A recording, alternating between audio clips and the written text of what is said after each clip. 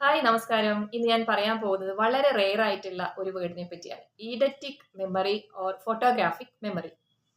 1974 ജനിച്ച Stephen Wilshere എന്ന ഒരു ആർട്ടിസ്റ്റ്, ആ വ്യക്തിക്ക് ഇങ്ങനെ ഒരു കഴിവുണ്ടെന്നാണ് പറയുന്നത്.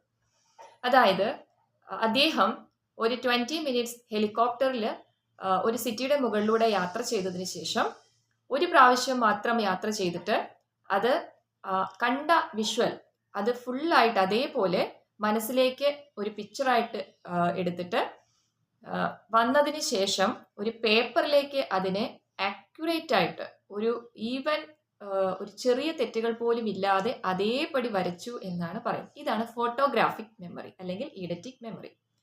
ഇത് ഇമേജസ് മാത്രമല്ല, ഈവൻ നമ്പേഴ്സ് ഓർത്തിരിക്കാന്, പിന്നെ ചില ടെക്സ്റ്റുകൾ, അതായത് ഒത്തിരി പേജസ് ഉള്ള ഒരു ബുക്ക്